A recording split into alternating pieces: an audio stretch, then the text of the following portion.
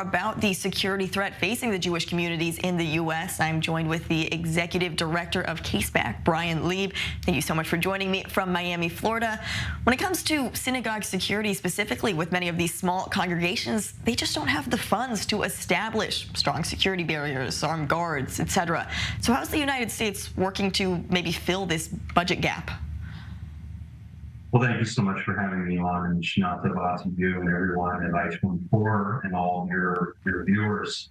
I can tell you specifically here in the state of Florida, there has been an all-hands-on-deck approach. Just yesterday, state police here in Florida issued a statement saying that they were beefing up security and also surveillance at synagogues all throughout the state of Florida. And unfortunately, that is needed down here. Florida, second to New York, has the most Jews in America. But unfortunately, there's been a rise of groups like the GDL, the Women's Defense League, who have really put Jews in the crosshairs, whether it's throwing bricks through a Chabad house, whether it's harassing Jews outside of Orlando, whether it's dropping anti-Semitic flyers all throughout the state of Florida. There is a reason for Jews to have concern, not just in Florida, but throughout the country.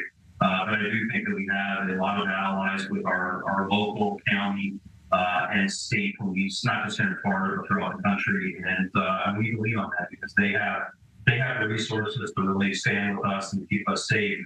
But you also see a lot of synagogues here in Florida and throughout the country that do have budgets that have private security, and that is in place as well. Well, you mentioned the rise in anti-Semitic attacks that we are seeing in the West. I mean, specifically, a new report that came out earlier this year says it's targeting Orthodox Jews, Jews who are visibly Jewish. So what's the feeling heading into the holidays? Is there maybe an apprehension for public displays of praying or celebration?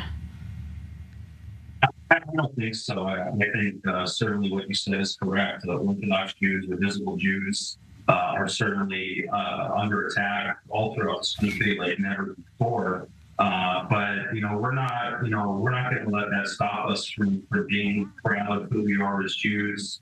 We're not going to let that stop us from being at services here during the high holidays in America. We're not going to let that stop us. The haters can try and come after us as much as they want. But the one thing that I've seen time and time again is that there's just an overwhelming sense of Jewish pride here throughout this country, and a real sense of community that we are stepping up to take care of each other in these times of, unfortunately, this dramatic rise of anti-Semitic hate crimes, violence, and threats towards our people throughout this country. Really quickly, I want to just touch about President Biden wishing a happy new year to the Jewish community and reiterating his intent to curb anti-Semitism. But can you quickly tell us if his efforts are proving effective, or is it really just performative politics?